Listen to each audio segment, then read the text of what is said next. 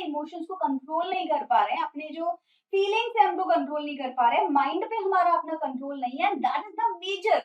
तो बहुत ही ब्यूटीफुल सा कॉन्सेप्ट इनका आता है पोम के अंदर। तो अच्छे राइटर हैं, अच्छे पोएट हैं, अच्छी पोम्स लिखी हैं, उसमें से एक फायर एंड आइस आज हम लोग पढ़ेंगे। कंटेम्पलेट मतलब to think over something, ponder over something, सोच विचार करना, डिबेट करना, आर्ग्यू करना। आपने बहुत सारी मूवीज में ये कॉन्सेप्ट देखा होगा जहां आपको बताया जाता है how will this world come to an end, ये जो वर्ल्ड है हमारा, इसका एंड कैसे होगा, ह्यूमैनिटी का अंत कैसे होगा, प्रलय कैसे आएगी, डिस्ट्रक्शन कैसे होगा। इसके ऊपर बहुत सारी मूवीज बनी है। किसी मूवी में आपको बताया जाएगा कि फाइनली क्या होगा, फ्लड आ जाएगा, राइट, पूरी तरफ पानी ही पानी, वाटर ही वाटर होगा, हम सब लोग डूब जाएंगे and we will come to an end. किसी मूवी में आपको बताया जाएगा भी ड्रॉट आ जाएगा, मतलब कि सूखा पड़ जाएगा, फसल नहीं उगेगी, खाने के लिए कुछ नहीं होगा, भूखे रह जाएंगे, finally we will come to an end. अगर आप रिलीजन पॉइंट ऑफ व्यू से भी देखें तो भी हर रिलीजन का अपना पर्सपेक्टिव है। मुस्लिम कम्युनिटी में बोला जाता है कि भाई हमारा कयामत का दिन आएगा, राइट। आपने अगर क्रिश्चियन कम्युनिटी में देखा होगा तो वो बोलते हैं इसको डूम डे, मतलब जितनी भी bodies they are resting in peace, they are going to get alive and finally going to go to the supreme soul। उनका अपना कम्युनिटी का अपना पर्सपेक्टिव है। हिंदुइज्म में बोला जाता है कल अवतार आने वाला है और वो सभी पापों का नाश करेगा, ये हिंदुइज्म का फिलॉसफी है, राइट। तो इस तरीके से अगर आप देखोगे तो हर कोई अपना अपना पॉइंट ऑफ व्यू उससे रिलेटेड दे रहा है। सेम यहाँ रॉबर्ट फ्रॉस्ट की पोम फायर एंड आइस में आपको देखने को मिलेगा कि finally how are we going to get to our end. अब यहाँ मजे की बात इस पोम में ये है दैट यहाँ हम एक्सटर्नल फैक्टर्स की तो बात कर ही रहे हैं, रॉबर्ट फ्रॉस्ट इंटरनल फैक्टर्स की भी बात कर रहे हैं, ह्यूमन इमोशंस की भी बात कर रहे हैं कि जो बाहर होगा सो होगा, भाई प्रलय आएगी, फ्लड आएगा, ड्रॉट हो जाएगा, फायर होगी, आइस होगी, जो भी होगा सो होगा। इंटरनली ह्यूमन बीइंग्स किस तरह से खुद को डिस्ट्रॉय करने में लगे पड़े हैं because of their own emotions that they are not able to control. हम अपने इमोशंस को कंट्रोल नहीं कर पा रहे हैं, अपने जो फीलिंग्स है हमको कंट्रोल नहीं कर पा रहे हैं, माइंड पे हमारा अपना कंट्रोल नहीं है, that is the major cause of human destruction. इसके बारे में ये ब्यूटीफुल सी छोटी सी पोम है रॉबर्ट फ्रॉस्ट की जिसका नाम है फायर एंड आइस। आज की वीडियो में पार्ट 1 मैं आपको क्या कराने वाली हूँ, in this video we will do detail explanation of this poem of course and difficult words के मीनिंग। छोटी सी पोम है, ज्यादा वर्ड्स नहीं है, बट हाँ आपको कुछ भी ऐसा रहना नहीं चाहिए जो आपको समझना आए, सो आई विल मेक श्योर कि आपको सब कवर हो जाए। Central idea of this pome जिसमें आपकी थीम, मीनिंग, सेंट्रल आइडिया सब कुछ कवर हो जाता है। आरटीसी रेफरेंस टू कॉन्टेक्स्ट हम लोग कवर करने वाले हैं। Finally we will do question answers of this chapter जो आपकी एनसीईआरटी की बुक में लिखे हुए हैं, राइट। सो ये पूरा चैप्टर आज हम लोग फिनिश करेंगे। बढ़िया सी पोम है, कॉन्सेप्ट मैंने आपको बता ही दिया है क्या होने वाला है, तो चलो इसकी शुरू करते हैं, वीडियो की शुरुआत करते हैं। हाँ जी, सो रॉबर्ट फ्रॉस्ट के बारे में थोड़ा सा आइडिया ले ली। कौन है रॉबर्ट फ्रॉस्ट? अमेरिकन पोइट है, ऐसे वैसे पोइट बिल्कुल नहीं है, पुलित्जर प्राइज विनर है 4 टाइम्स। आप समझ रहे हो, बहुत अच्छे हाई लेवल का अवार्ड है जो इन्हें मिला हुआ है और अपने टाइम में जाने जाते हैं। अगर आप शेक्सपियर को सब जानते होंगे, विलियम वर्ड्सवर्थ को सब जानते होंगे, टीएस एलियट को आई एम श्योर आप जानते होंगे, डब्ल्यू बी यीट्स को आई एम श्योर आप जानते होंगे, उसी कैटेगरी में भी ये भी आते हैं। ये एक बहुत अच्छे फाइन अमेरिकन पोएट है। तो इनकी जो भी पोम कभी पढ़ने को मिले उसको पढ़ना जरूर, बहुत अच्छी अच्छी पोम है। मैंडिंग वॉल बहुत अच्छी है इनकी, रोड नॉट टेकन आपने शायद पढ़ ली होगी 9th में, वो भी बहुत अच्छी है इनकी। फायर एंड आइस भी इनकी है, डस्ट ऑफ स्नो भी इनकी, बहुत अच्छी पोम्स है इनकी। ऑलराइट, इनकी जो पोम है वो जानी किस लिए जाती है ये भी एक बार देख लेते हैं। इनकी जो पोम है वो जानी जाती है रूरल लैंडस्केप के लिए।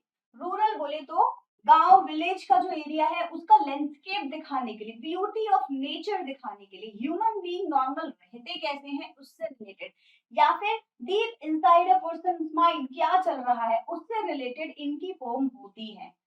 एक और बहुत अच्छा फीचर है इनकी पोम का कि इनकी पोम होगी छोटी सी और सिंपल, बट उसके पीछे का जो मीनिंग होगा ना वो इतना डीप डाउन होगा कि आप उसके मल्टीपल मीनिंग्स निकाल सकते हैं, multiple meanings from one poem. इसीलिए इनको ना इतने अच्छे अच्छे अवार्ड अपने टाइम पे मिले थे, राइट। इनफैक्ट इनकी जो पोम है रोड नॉट टेकन, उसके लिए बोला जाता है कि हर माइंडसेट का बंदा जब उसको पढ़ रहा होता है तो अपने माइंडसेट के हिसाब से अपना ही मीनिंग निकालता है उस पोम के अंदर से। तो बहुत ही ब्यूटीफुल सा कॉन्सेप्ट इनका आता है पोम के अंदर। तो अच्छे राइटर हैं, अच्छे पोएट हैं, अच्छी पोम्स लिखी हैं, उसमें से एक फायर एंड आइस आज हम लोग पढ़ेंगे। छोटी पोम है, ये देखो 1 2 3 4 5 6 7 8 9 लाइन्स की पोम है, जिसमें से भी एक तो आधी है, 8.5 लाइन की पोम है ये ठीक है। और मीनिंग इसका मैं आपको कॉन्सेप्ट तो बता ही चुकी हूँ, बाकी इसको पढ़ते पढ़ते क्लियर करते हैं। Some say the world will end in fire, some say in ice. From what I have tasted of desire, I hold with those who favor fire. आपको राइम स्कीम यहाँ बनानी रहेगी, आप देखो fire and desire and ice, fire desire and fire and ice, तो A B A right, ये आपकी rhyme schemes में बनेगी। But if it had to perish twice, I think I know enough of hate to say that for destruction ice is also great and would suffice. इसकी चलिए मुझे rhyme scheme जल्दी से आप लोग चैट सेक्शन में अभी के भी बताते जाओ, ठीक है। इजी पोम है, छोटी सी पोम है, लेकिन जैसे मैंने बोला deep down meanings with multiple meaning, right, बहुत सारे मीनिंग आप इसके निकाल सकते हैं। जितना ज्यादा फिलोसॉफिकल होते जाओगे उतना ही ज्यादा खतरनाक मीनिंग इस पोम के बनते जाएंगे। करते हैं शुरुआत पोम की। सबसे पहले जैसे ही पोम स्टार्ट होती है आपके सामने वही सेम क्वेश्चन आता है जो आपको मल्टीपल मेथड से पहले भी पूछा जा चुका है और बताया जा चुका है, that is how will world come to an end, इस दुनिया का अंत कैसे होगा। थोड़ा साई-फाई लग रहा है ना, साई-फाई बोले तो साइंस फिक्शन है ना, तो यहाँ पे जो पोएट है वो साई-फाई को ना थोड़ा एस्थेटिक बना देते हैं, मतलब कि आपको कुछ लेसन भी दे के जाएंगे इसके थ्रू। तो क्या लेसन मिलने वाला है हमको वो भी हम सीख लेंगे। So how will this world come to end, तो इसके लिए हमारे पास में दो ओपिनियन है, राइट। जो पोएट यहाँ इन लाइन से बताते हैं वो बोलते हैं something the world will end in fire. कुछ लोगों का कहना है वर्ल्ड का जो एंड होगा वो फायर की वजह से होगा। तो फायर की वजह से कैसे हो सकता है? हो सकता है कि जो सन का टेम्परेचर वो इतना ज्यादा बढ़ जाए अर्थ पर कि हम उसको एक्लिमेटाइज ना हो पाए उसकी वजह से, और maybe we will come to an end, burn down हो जाएगा, ड्रॉट आ जाएगा, ये ड्रॉट वाला सिनेरियो में चला जाएगा, राइट। तो फाइनली क्या होगा, हमारा एंड हो जाएगा। तो सम से का मतलब क्या हो गया, कुछ लोगों का मानना है फिलोसॉफिकली कि जो भी इनका मेथड है उसके थ्रू ये बताते हैं कि हो सकता है some say the world will end in fire, but some say in ice, कुछ का ये भी कहना है कि हो सकता है ऐसा हो कि वर्ल्ड जो सन है वो सबको फ्रीज कर दे, टेम्परेचर लो होता जाए, जो कि चांसेस दोनों ही तरह के चांसेस हैं वैसे फ्यूचर के लिए। तो ऐसा भी हो सकता है कि हम फ्रोजन हो जाए, फ्रीज हो जाए हम लोग, और फिर से ह्यूमैनिटी एंड होने लगे। तो दोनों तरीके के व्यूज आपको यहाँ बताती है। अब आता है ट्विस्ट, क्या राइटर यही वाली डिस्कशन करने आए हैं हमारे साथ में कि फायर से होगा या आइस से होगा, फ्लड आएगा या ड्रॉट आएगा, इसी की डिस्कशन करने आए? नहीं भाई, ये कुछ और बताने आए हैं, वही डीप डाउन मीनिंग है जो हमें पता लगाना है। From what I have tested of desire, अब ये बोलते हैं कि मैंने भी ना अपने एक्सपीरियंस को देखा है, राइट। मतलब मैं अगर अपना एक्सपीरियंस बताऊं, टेस्ट बताऊं, अपना एक्सपीरियंस बताऊं, तो मेरे हिसाब से ना डिजायर है जो इस डिस्ट्रिक्शन का रीजन बनेगी। अब आप सोच रहे होंगे यार फायर और आइस की बात आ रही थी, ये डिजायर कहाँ से आ गया, राइट। तो यहीं पे हम इस पोम को बताते हैं एक सिंबॉलिक पोम, जहां सिंबल्स का यूज किया गया है आपको ये समझाने के लिए। अब ध्यान से सुनना, यहाँ पे राइटर आपको बोल रहे हैं कि भाई मेरे पास में क्या है, मेरे पास में दो सिंबल हैं, एक है फायर और एक है आइस। अब इन दोनों सिंबल को राइटर ह्यूमन इमोशन से क्या कर रहे हैं, सिंबलाइज कर रहे हैं, कनेक्ट कर रहे हैं। राइटर बोलते हैं जब मैं बोलूंगा फायर, आपको समझना है desire, desire of human being. अब आप मुझे बताओ डिजायर का मीनिंग सबको पता है, डिजायर क्या होता है? Feeling of wanting something very much, मतलब कि मेरी जो विश है, एक विश पूरी हो गई तो दूसरी विश पूरी करनी है, दूसरी विश पूरी होगी तो तीसरी विश पूरी करनी है, तो अब ये मेरी डिजायर बनती जा रही है, राइट। डिजायर कभी खत्म नहीं होती। अब जैसे आप आईफोन को देखो, आईफोन कहाँ से शुरू हुआ था, बट अभी 11 भी चाहिए, 11 ले लिया, अब 12 चाहिए, 12 हो गया, 13 14 15 प्रो भी आ गया, राइट। तो हमारी डिजायर कभी खत्म नहीं होगी। इसी को बोलते हैं excess, excess of everything is bad, dangerous होता है हमारे लिए। अगर आप कंट्रीज वाइज भी देखोगे ना, कंट्रीज के लेवल पे देखो, एक कंट्री दूसरी कंट्री को अपने कब्जे में करना चाहती है, दैट इज व्हाई जंग छिड़ जाती है, वॉर हो जाता है। राइट, ये भी मेरी कंट्री बन जाए, वो भी मेरी कंट्री का पार्ट बन जाए, तो ये डिजायर ही तो है। अलेक्जेंडर द ग्रेट के बारे में आप सभी सुना है, 4th सेंचुरी में उन्होंने डिजायर की थी कि मुझे कॉन्कर करना है इस वर्ल्ड के ऊपर। क्या हुआ? तो अगर ये डिजायर आपके माइंड में रहती है या आप इस डिजायर को कंट्रोल नहीं कर पाते, then definitely you are going to come to an end. और ये सिर्फ आपकी और मेरी बात नहीं है, ये ह्यूमैनिटी का एक इमोशन है, माइंडसेट है, तो सबके सब एक साथ ही एंड हो जाएगा सबका। ये रॉबर्ट फ्रॉस्ट यहाँ आपको समझाना चाह रहे हैं। क्लियर हो गया? तो desire is one of the major causes that humanity will come to an end according to Robert. कहाँ तक समझ आ गया? क्या प्रॉब्लम है इसमें मुझे बताना, आप लोग अगर कहीं दिक्कत है तो। So from what I have tested of desire, अगर मैं अपने एक्सपीरियंस से बताऊं और लोगों के डिजायर के बारे में सोचूं, I hold with those who favour fire. Fire desire same, मैं आपको बता चुकी थी ना ऑलरेडी। मैंने आपको क्या बताया था, चाहे आप फायर बोलोगे तो फायर आपकी डिजायर हो जाएगी, और जहां जहां राइटर आइस बोलता है इसका मतलब है हेट्रेड या हेट, कुछ भी बोल दीजिए आप इसको, ठीक है, मतलब हेट टुवर्ड्स ईच अदर। तो अभी तक यहाँ डिजायर की बात हो रही है, आपको ऑथर पोइट समझाने की कोशिश कर रहा है कि भाई डिजायर जितनी ज्यादा रखोगे उतना ही तुम्हारा अंत निश्चित है, जल्दी आ जाएगा। तो कैसे करना है, क्या करना है? डिजायर को कंट्रोल करना है, बेसिकली अपने माइंड को कंट्रोल करके रखो। ह्यूमन बीइंग का एक काम है अपने डिजायर्स पे, अपने ह्यूमन इमोशंस पे कंट्रोल बनाए रखना, राइट? अरे एक्साइटमेंट मतलब क्या? कहाँ बैठा हूँ, किससे बात कर रहा हूँ, क्या बात कर रहा हूँ, समझ में नहीं। कंट्रोल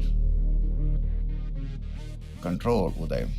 तो ये इनका एक पर्सपेक्टिव है। अब आगे ये दूसरा पर्सपेक्टिव भी देते हैं, वो भी देख लेते हैं। अब ये आगे क्या बोलते हैं? आगे ये बोलते हैं, but if it had to perish twice, लेकिन पहले तो उन्होंने बहुत कॉन्फिडेंटली बोल लिया भाई डिजायर की वजह से, फायर की वजह से हमारा एंड होगा, बात खत्म, एक मूवी हमारी फिनिश। अब ये बनाते हैं उसका सीक्वल, पार्ट 2 ठीक है, पार्ट 2 में अब ये बोलते हैं, but if it had to perish twice, perish मतलब डाई और डिस्ट्रॉय, राइट? मतलब अगर फिर से ऐसा हुआ, मान लो एक बार तुमने फायर को कर लिया, पार्ट 1 हमारा फिनिश हो गया, पार्ट 2 में जो हमारी मूवी का पार्ट 2 है उसमें हमने फिर से सेम स्टोरी दिखाई और फिर से हमने बोला कि देखो लोगों का होने वाला है अंत। कैसे होगा? ये बोलते हैं if it had to end twice I think I know enough of hate. तो ये बोलते हैं मेरे एक्सपीरियंस से मैंने देखा है हेट भी बहुत खतरनाक वेपन है ह्यूमन डिस्ट्रक्शन के लिए। Hate towards each other, cold war, right? हम एक दूसरे से नफरत करते हैं, हम अपने सक्सेस के लिए दूसरे वाले की लेग पुलिंग करेंगे ही करेंगे, नहीं तो हमें सक्सेस नहीं मिलेगी। ये कलयुग का है, मतलब अब होता है ऐसा, पहले नहीं होता था, राइट? पुराने जमाने के लोगों की बात करें, मतलब कलयुग नहीं, अगर पुराने लोगों की बात करें जो हमारे जो जितने भी एंसेस्टर्स हैं उनकी बात करें, तो वो फिर भी बहुत एक सात्विक माइंडसेट रखते थे। उनके अकॉर्डिंगली आप भी सक्सेस, आपको भी सक्सेस मिलेगी, मुझे भी मिलेगी, साथ में सक्सेस लेते हैं। अभी कंपेटिटिव एग्जाम्स की वजह से इतना एनवायरनमेंट टॉक्सिक हो गया है, आपको एक दूसरे के साथ में रेस लगानी है और आगे बढ़ना है, तो नेचुरली हेट आपके माइंड में आ जाता है टुवर्ड्स ईच अदर, राइट? हम लव नहीं करते, हेट करते हैं। सो ये बोलते हैं कि अगर हम एक दूसरे से हेट करेंगे तो कैसे काम चलेगा? फिर तो क्या हो जाएगा, ह्यूमन डिस्ट्रक्शन आना ही आना है। So but if it had to perish twice I think I know enough of hate to say that for destruction ice is also great। ice मतलब hate, बताया था ना अभी पीछे, ice मतलब hate। तो बोलते हैं अगर डिस्ट्रक्शन की बात है ना भाई, तो आइस भी काफी है।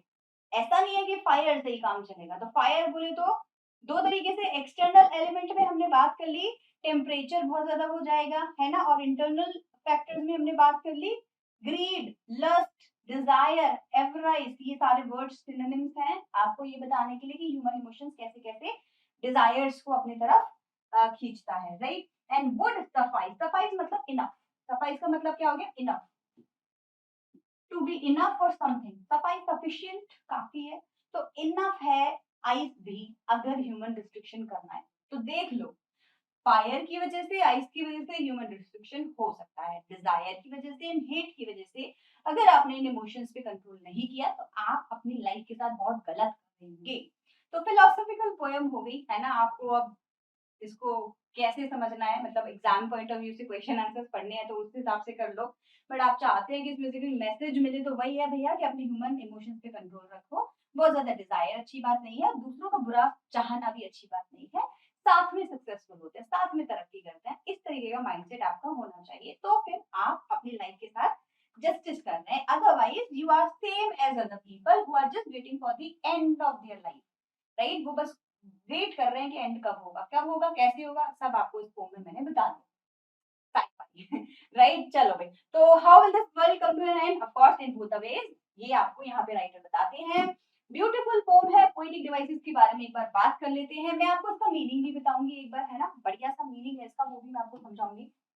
देखो सबसे पहले आपको क्या बताया था, इसमें ना जो फायर और आइस का एलिमेंट है ना, ये आपको दो तीन फिगर ऑफ स्पीच बोले तो पोएटिक डिवाइसेस कवर करा देगा, जैसे सिंबलिज्म हो गया, सिंबल है ये दोनों, मेटाफोर हो गया, मेटाफोर क्यों है, क्योंकि मेटाफोरिकली फायर और आइस की ही बात हो रही है, जो ह्यूमन मतलब जो कंपेयर किया जा रहा है इन दोनों से। पर्सोनिफिकेशन भी हो गया, क्योंकि इन दोनों को ऐसे एट्रीब्यूट दिए गए हैं कि ये हमारा डिस्क्रिप्शन करते हैं, फायर और आइस, तो इनको ह्यूमन क्वालिटीज दे दी गई है, राइट? तो तीनों तरीके से फायर एंड आइस के थ्रू आपको तीन तीन पोएटिक डिवाइसेस पढ़ने को मिलेंगे। तो देखो बता देती हूँ आपको, सबसे पहले सिंबलिज्म, फायर सिंबलाइजेस डिजायर, आपको मैं बता चुकी हूँ, ह्यूमन इमोशंस का लस्ट, फ्यूरी, क्रूरटी, ग्रीड, ये सब आपके क्या हो गए, सेम सिनोनिम ऑलमोस्ट हो गए। आइस आपका हेट के बारे में बता रहा है, rigidity, jealousy from each other, indifferences, तू अलग मैं अलग, इंटॉलरेंस, तू मैं तेरी नहीं सुनूंगा तू मेरी मत सुन, राइट? तो ये एक तरीके से क्या हो गए, हमारे अंदर गलत आदतें, गलत इमोशंस हैं जिनको हमको, फीलिंग्स हैं जिनको हमको अवॉइड करना है, हटाना है अपनी लाइफ से। तो सिंबलिज्म के थ्रू आपको बताया गया है इस पोम को। इमेजरी यहाँ यूज होती है क्योंकि जब जब आप इस सब के बारे में डिस्कस करेंगे, जब सोचो जरा बताओ, जब मैंने आपको बोला फ्लड आया तो क्या आपके सामने पानी पानी पानी हुआ? ड्रॉट आया तो क्या अलग टू गॉड वाला जो लेंचो है उसका जो खेत था उजड़ गया था, वो वाला सीन आया? डेफिनेटली आया होगा, है ना? तो ये एक इमेजरी का ही इफेक्ट होता है कि जब आपने किसी पोम को पढ़ा तो आपके माइंड में पिक्चर बनी, अगर पिक्चर बनी तो हाँ सक्सेसफुली यहाँ इमेजरी यूज किया गया, इमेज बनना आपके माइंड में। बेसिकली एलिटरेशन का यूज हुआ है, कहाँ पर हुआ है, जब आपने किसी भी लेटर को सेम वर्ड्स में, कंसेक्यूटिव वर्ड्स में यूज किया होता है स्टार्टिंग ऑफ द वर्ड में, तो उसको एलिटरेशन बोलते हैं। जैसे फेवर, फायर में एफ और एफ यूज क्या हो रहा है, रिपीट हो रहा है, राइट? रिपीट होना word to word, Raghupati Raghav Raja Ram, R R R R R जिक्र आ रहा है, इसको अलिटरेशन बोलते हैं। तो अलिटरेशन यहाँ पे यूज आपको यहाँ पे दिखाई दे गया है। इसके अलावा मैंने आपको क्या बोला, अच्छा एक और था क्या, डब्ल्यू भी है वर्ल्ड विल में, डब्ल्यू डब्ल्यू वो भी देख लेना एक बार, ठीक है? पर्सोनिफिकेशन में आप देखोगे तो fire and ice are capable of human destruction and that's why personification has been used. तो पर्सोनिफिकेशन का क्या होता है, जब किसी भी लाइफलेस ऑब्जेक्ट को, इनएनिमेट ऑब्जेक्ट को ह्यूमन बीइंग की क्वालिटीज दे दी जाती है तो उसको हम लोग पर्सोनिफिकेशन बोलते हैं। तो पर्सोनिफाई किया गया है फायर एंड आइस को यहाँ पे। ऐसे ही मेटाफर भी यूज हुआ है, राइट? मेटाफर में फिर से क्या है, फायर है हमारे पास में और आइस है, तो इन दोनों को क्या है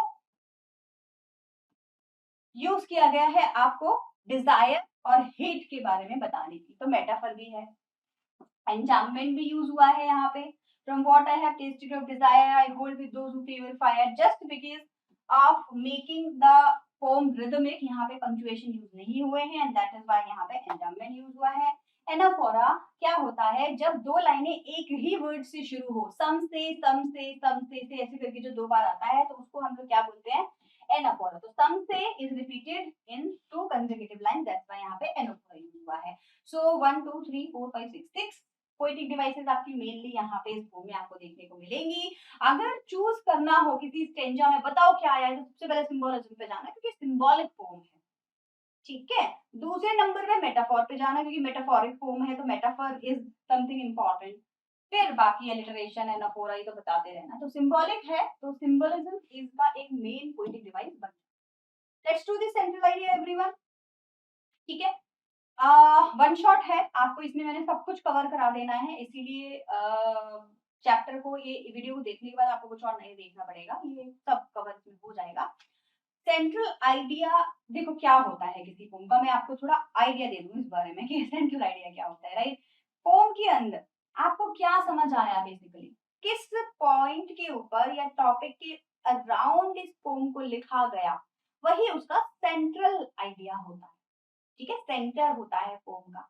अब इस सेंट्रल आइडिया को चाहे तो आप मीनिंग ऑफ द पोम के नाम से लिख सकते हैं, थीम ऑफ द पोम, क्योंकि थीम भी तो वही होगी ना, वही तो थीम है। थीम क्या है? Human destruction.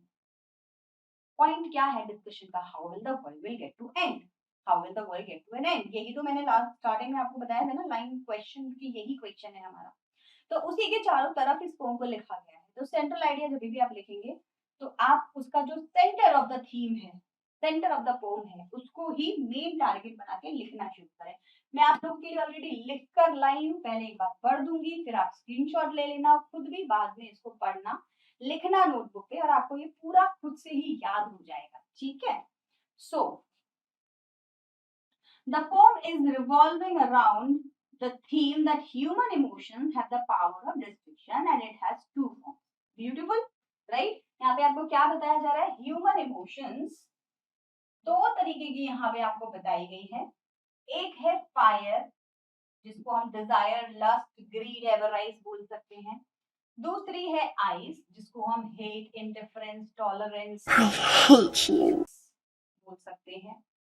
As it is said that the world would end either in fire or in ice. Point है ना, ये आपकी मेन लाइन है, देखो यहाँ की। This is the main line and the keyword to write other questions answers.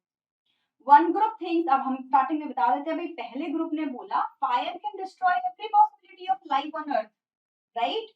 कैसे? क्योंकि फायर होगा अगर तो जंगल जल जाएंगे, या टेम्परेचर हाई हो गया तो हम अडेप्ट नहीं कर पाएंगे।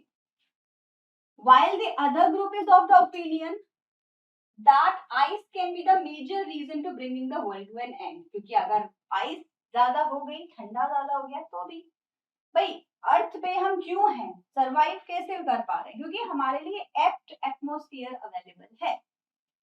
जितनी ठंडी चाहिए उतनी है, जितनी जितनी हम टॉलरेट कर सकते हैं, चाहे आप एक्सट्रीम पोल्स पे भी चले जाएं, टॉलरेट कर पा रहे हैं तो अर्थ पे हम हैं।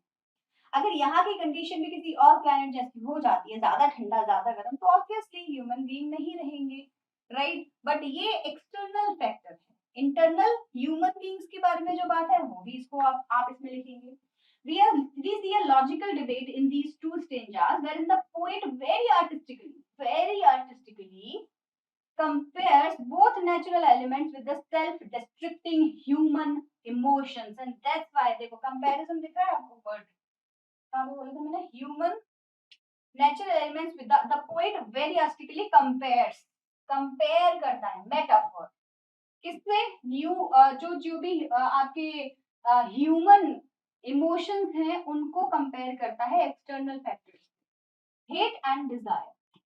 First, the poet is of the opinion that all humans are in control of their desire and greed, and this may lead to their destruction. Correct line? इसी वजह से उनका डिस्ट्रक्शन हो सकता है। लेटर ऑन वो क्या बोलता है? He agrees if the world has to expire twice. फिर वो बोलता है अगर दो बार भी एक्सपायर होना हुआ, एंड होना हुआ, जैसे मैंने आपको बोला पार्ट 1 एंड पार्ट 2 मूवी का जब आया, तो दूसरी बार वो बोलता है hate can also be dangerous as desire for mankind. If human will continue to spread hate in the world, it's sure that each of us will come to an end very, very, very soon. And either we heal now as a team, or we will die as individuals. So external factors अपनी जगह, internal factors अपनी जगह। ये pome आपको क्या बता रही है, एक्सटर्नल या इंटरनल? बताओ मुझे। इस पोम के अंदर एक्चुअली आपको इंटरनल फैक्टर्स के बारे में बात की जा रही है या एक्सटर्नल, या दोनों? तो जो दोनों बोल रहे हैं ना वो सही नहीं है। आपको यहाँ एक्चुअली इंटरनल फैक्टर्स के बारे में ही बताया जा रहा है। एक्सटर्नल को तो बस यूज किया गया है इंटरनल को एक्सप्लेन करने के लिए, ठीक है? तो इंटरनल फैक्टर्स के बारे में यहाँ आपको डिस्कस किया जा रहा है। All right, so we will have the RTC now. ठीक है, रेफरेंस टू कॉन्टेक्स्ट दो बनेंगे, एक इसका पहले वाले स्टेंजा का, एक दूसरे वाले स्टेंजा का, क्योंकि ज्यादा तो बन भी नहीं सकता ऑब्वियसली, क्योंकि छोटी सी पोम है। आपके सामने क्वेश्चन है, फटाफट से इन्हें पढ़िए और इनके आंसर्स अपनी नोटबुक पे लिखिए। फिर मैं आपसे सेम क्वेश्चंस पूछूंगी और आंसर आपको करना है। 2014 में ये आया था एग्जाम में, तो आ तो सकता है, लेकिन ये छोटी फॉर्म है, इसमें तो चांसेस तो कम ही आने की, बट यू नेवर नो, पढ़ के जरूर जाना, क्योंकि one of the important forms आपके सिलेबस के लिए है। Some say the world will end in fire, some say in ice. From what I have tasted of desire, I hold with those who fever fire. So what is the poet's opinion of the world in these lines? So इन लाइनों में poet क्या बोल रहे हैं, किसकी वजह से destruction होगा? From what I have experienced of desire, I hold with those who fever fire. तो poet बोलते हैं external factor में fire और internal factor में desire की वजह से. तो क्या है आंसर? desire की वजह से world will come to an end. What is the tone of the poem? poem की tone क्या है भाई, जरा बताओ तो क्या टोन है इस पोम के अंदर या राइटर के अंदर? फीलिंग कैसी है, क्या फील कर रहे हैं? क्या वो किसी टॉपिक के ऊपर खुश हैं, हैप्पी हैं, सैड हैं, डिबेट कर रहे हैं, कंटेम्पलेट कर रहे हैं? कंटेम्पलेट मतलब to think over something, ponder over something, सोच विचार करना, डिबेट करना, आर्ग्यू करना. तुम्हारा क्या व्यू है, तुम्हारा क्या व्यू है, कैसे फाइनल करना है, राइट? तो व्हाट डू यू थिंक? यहाँ पे सैड है, इंट्रोस्पेक्ट कर रहे हैं, कंटेम्पलेट कर रहे हैं, हैप्पी है, एंजॉय कर रहे हैं. आप मुझे बताओ यहाँ आपको क्या लगता है पोइट क्या करने की कोशिश कर रहा है? कंटेम्पलेट कर रहा है, राइट? या थिंकिंग? आप सिंपल थिंकिंग भी लिख सकते हैं, ऐसा नहीं है कि आपको वही लिखना है जो मैं लिख रही हूँ. I am just giving you a word. Contemplate कर रहा है पोइट, तो उसकी जो टोन है वो कैसी है? कंटेम्पलेट करने की, इंट्रोस्पेक्टिव है, ये भी बोल सकते हैं. What is the contradictory opinion of public? Public ने दो ओपिनियन दी है भाई. क्या दी है? वही सेम आप अपने वर्ड्स में लिख लेना. एक ने फायर के बारे में बोला है, एक ने आइस के बारे में, है ना? दो है some say the world will end. तो अगर यहाँ पे कॉन्ट्रोवर्शियल ओपिनियन एक ही मांगी है तो यहाँ के हिसाब से आपको फायर लिखनी है, अदरवाइज आप दोनों लिखिए. How are ice and fire similar to each other though they have contradictory traits? सही बात है भाई, फायर गर्म होती है, आइस ठंडी होती है, फिर भी ये दोनों सिमिलर कैसे हो सकते हैं? This is the question. कैसे सिमिलर हो गए दोनों? क्योंकि दोनों ही रीजन है, कॉज है for human destruction. Human destruction के लिए दोनों ही जिम्मेदार है, रिस्पॉन्सिबल हैं. इसीलिए इन दोनों को हम सिमिलर बताते हैं पोम के अंदर. सॉरी, ठीक है. So fire and ice both are responsible for human destruction. Clear हो गया? तो ये आपका पहला वाला आरटीसी हमने कंप्लीट किया. चलो दूसरा वाला देख लेते हैं. Second RTC in front of you, second stanza basically. So, but if it had to perish twice, I think I know enough of hate to say that a destruction ice is also great and would suffice. Question: what does it refers to in the first line? But if it had to perish twice, it बोले तो क्या? World, दुनिया हमारी, right? World. What do you mean by perish? To come to an end, die, expire, है ना? कुछ भी लिख लो. एक्सपायर लिख दो आप लोग के लिए, अच्छा लगेगा. Come to an end basically which poetic device is used here? जो मैंने आपको बताया था सबसे पहले, अगर दो क्योंकि दोनों में यूज हुई है, दोनों स्टैंजा में सेम पोएटिक डिवाइसेस मिलेंगी आपको, तो आप सिंबोलिज्म सबसे पहले लिखिए. ठीक है, सबसे पहले सिंबोलिज्म लिखिए. Which poetic device is used here? अच्छा, what would be the cause of destruction as per this stanza? इस स्टैंजा के हिसाब से आप बोलो दैट फायर तो है ही, आइस भी उतना ही इक्वली रिस्पॉन्सिबल है. फायर तो है ही क्योंकि यहाँ पे इतना नहीं बताया कि खाली आइस है, बोला है अगर दोबारा भी करना हुआ तो आइस भी है, तो फायर तो है ही, आइस भी. क्लियर हो गया? तो ये आपके दो पोएटिक आरटीसी हैं, इस फॉर्म में से बन रहे हैं. अभी हम लोगों को क्वेश्चन आंसर्स और लास्ट करने हैं इसके. There would be 4 to 5 question answers जो आपके एनसीईआरटी की बुक में लिखे हैं, उनको फिनिश करते हैं अभी. And then we will come to an end of this chapter. World का end कैसे होगा? We are not sure, but we will come to an end to this chapter definitely after completing the question answers. ठीक है भाई, चलो शुरू करते हैं. क्वेश्चन नंबर 1 के बारे में बात कर लेते हैं. क्वेश्चन देख लीजिए. There are many ideas about how the world will come to an end. Do you think the world will end someday? Of course, yes. Have you ever thought what would happen if the sun got so hot that it burst or grew colder and colder? So have you ever thought what would happen if the sun got so hot that it burst or grew colder and colder? तो गर्म हो जाए या ठंडा हो जाए तो क्या होगा? तो सबसे पहले तो क्या आपको लगता है एंड होगा? भाई देखो, जैसे मैंने आपको स्टार्टिंग में बताया था, सारे रिलीजियस टेक्स्ट में भी लिखा हुआ है कयामत आएगी, डूम्सडे आएगा, अंतिम समय आएगा, है ना? तो आना तो है, कैसे आएगा वो हम श्योर नहीं है. तो यहाँ साइंटिफिकली अगर देखें तो दो चीजें हैं जो बाहर एक्सटर्नल फैक्टर्स में बताया गया है, आइस एंड फायर. तो आपके हिसाब से क्या होगा? तो मैंने पोम पढ़ाते टाइम आपको एक चीज बोली थी कि धरती पर, अर्थ पर, इस प्लेनेट पर ह्यूमन लाइफ एग्जिस्ट क्यों करती? क्योंकि टेम्परेचर हमारे लिए एप्ट है, प्रॉपर है। जितनी गर्मी, जितनी सर्दी, जितनी बारिश, जितनी हवा चाहिए वो सब मिल रहा है, इसीलिए हम फ्लॉरिश यहाँ पे कर पाए। सेम किसी और प्लेनेट पे पॉसिबल है नहीं है, we don't know, but possible अगर है भी तो इसीलिए क्योंकि वहां का टेम्परेचर उनके लिए एप्ट होगा। तो अगर इस टेम्परेचर में छेड़छाड़ की गई, ज्यादा तेज ज्यादा कम किया गया, so definitely we will come to an end. तो इसी चीज को आपको क्या है, एलिबोरेट करके आंसर में लिख देना है। ब्यूटीफुल लाइन आप स्टार्ट करिए अपनी आंसर का, दैट हम लोग क्या है, मॉडल। मॉडल मतलब नहीं, मतलब कि एंड होना है। दो तरीके के एलिमेंट्स आप देखोगे, एक होगा इमॉर्टल। क्या होता है इमॉर्टल? गॉड हो गया, सुप्रीम सोल हो गई, हमारी सोल हो गई। आपने सुना होगा ना, जो सोल है वो कभी मर नहीं सकती, एक शरीर को छोड़ के दूसरे शरीर में चली जाती है। तो जो सोल है हमारी, that is immortal, so that will not die, but human beings will die। हमारा जो शरीर है that will come to an end, ये डिस्ट्रॉय होगा। सो हम मॉर्टल हैं और हमारा अंत निश्चित है, एंड ये जो फैक्ट है ये इनएविटेबल है। इनएविटेबल मतलब टाला नहीं जा सकता, होना ही होना है। तो इन वर्ड्स को यूज करो, अच्छे अच्छे कीवर्ड्स हैं, इनको आप यूज करना। So every mortal thing whether it's human or any other creature has to come to an end, this process is inevitable. ये जो प्रोसेस है इसको टाला नहीं जा सकता, ये होगा ही होगा। हैविंग सेड दैट, कीवर्ड देखो कितना ब्यूटीफुल लगा है, having said that, no one is sure of the way by which we may define the destruction of this earth। कोई भी श्योरिटी नहीं है कि एक्चुअली डिस्ट्रक्शन होगा कैसे। Since we know that life exists on earth due to its apt temperature, अर्थ पे life क्यों है, मैंने आपको बताया था, टेम्परेचर जो है वो हमारे लिए एप्ट है, प्रॉपर है। Human beings and other creatures के लिए, if we face any significant changes, देखो चेंज होना अलग बात है, सिग्निफिकेंट चेंज होना इज डेंजरस। सिग्निफिकेंट जब मैं बोलती हूँ, मेरा मतलब है ऐसा कुछ जो दिखाई दे, समझ आए, नोटिस में आ जाए, उसको बोलते हैं सिग्निफिकेंट चेंजेस। तो चेंजेस तो होते हैं, है ना, आपको भी पता है, वेदर चेंज होता है, सीजन चेंज होते हैं, तो हमें कुछ नहीं होता। लेकिन अगर ये चीज सिग्निफिकेंट, ऐसा जो हम एक्सपेक्ट नहीं कर रहे थे, तो फिर प्रॉब्लम बन जाएगी।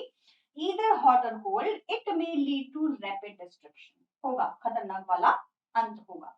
मोरोवर, एक और देखो हमने यहाँ फ्रेज लगा लिया, with the current warlike condition being practiced in the world, we may say that the end of human civilization on this earth isn't far away।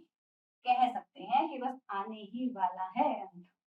ऐसे ऐसे वॉर करते हैं हम, राइट? और जो भी हमारा नेचर है, अननेसेसरीली गार्बेज फैलाने का, जगह जगह पे जाके एसी हम लोग यूज कर रहे हैं, एनवायरनमेंट के साथ खिलवाड़ कर रहे हैं, है ना, उसकी वजह से हम जो भी कुछ इफेक्ट्स देख रहे हैं, अर्थक्वेक बढ़ते जा रहे हैं, फ्लड्स बढ़ते जा रहे हैं, सुनामी, ये मतलब हर तरीके से आप देखोगे कि कहीं ना कहीं कुछ ना कुछ न्यूज आपको सुनने को मिल जाती है। What is the reason behind it? Human being itself. So end तो आना ही।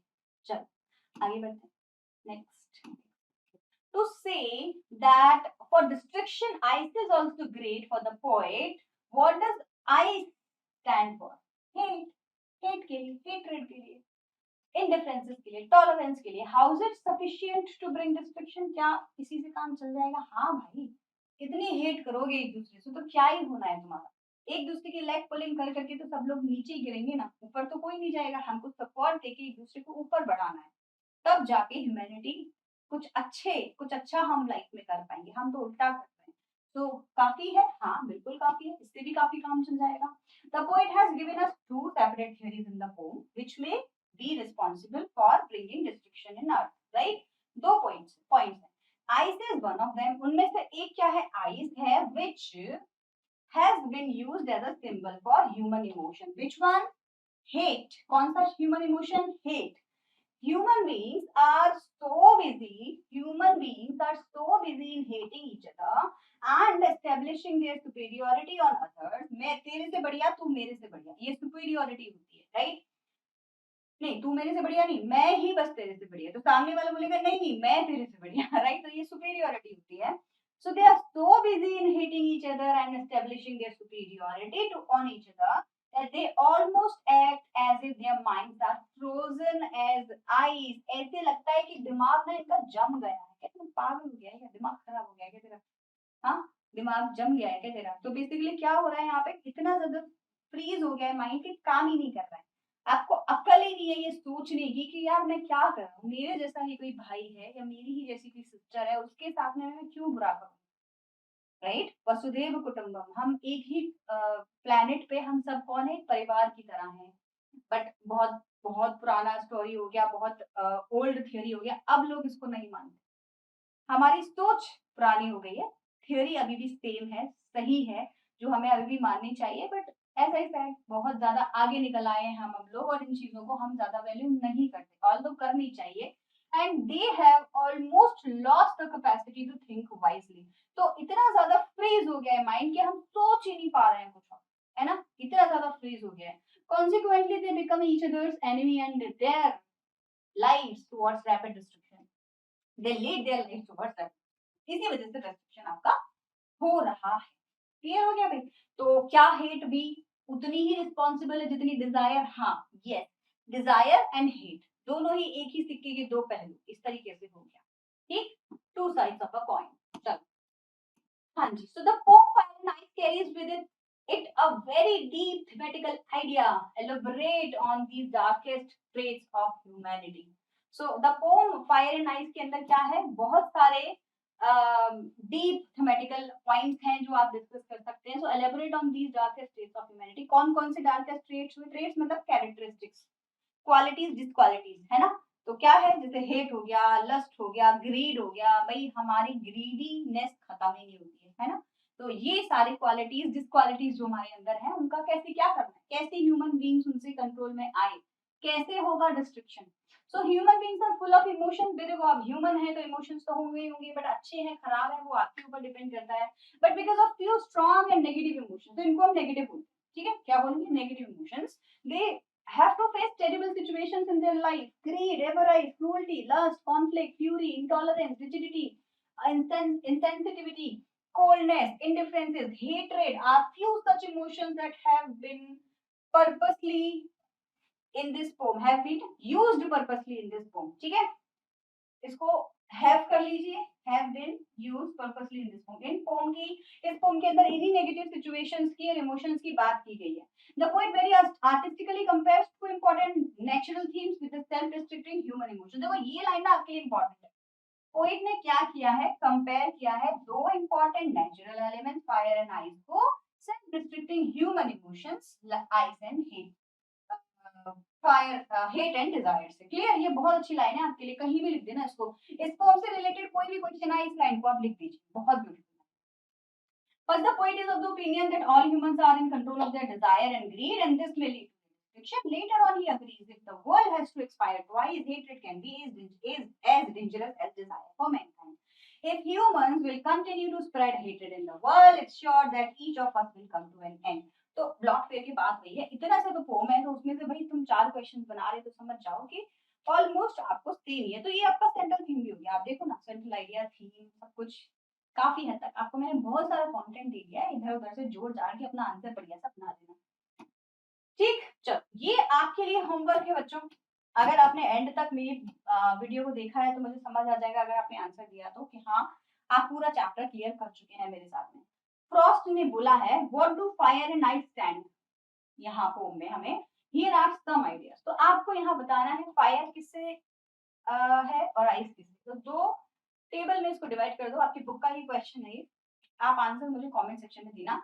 आपने मुझे फायर से रिलेटेड इसमें से कोई भी 3 ट्रेड्स चूज करके बताने हैं। आइस से रिलेटेड इसमें से कोई 3 ट्रेड्स चूज करके बताने हैं। आंसर मैं ऑलरेडी आपको लॉन्ग क्वेश्चन अभी जो कराए थे उसमें दे चुकी हूँ। ठीक है, तो आप मुझे यहाँ चूज करके इस तरीके से 2 पॉइंट्स में कमेंट सेक्शन में आंसर देंगे। तो ये आपका चैप्टर हो गया पूरा। एक साइ-फाई टाइप से आपने इसको पढ़ा, एक बहुत ही फिलोसॉफिकल पोम है, सिंबोलिज्म यूज हुआ है। रॉबर्ट फ्रॉस्ट अमेरिकन पोएट हैं, उन्होंने इस पोम को लिखा है आपको मॉरल लेसन देने के लिए कि सुधर जाओ, अभी भी टाइम है। ठीक है, so that is it for today's video. ये चैप्टर फिनिश हो गया है। नेक्स्ट पोम के साथ में I will meet you in the next video. Till then bye everyone and take care.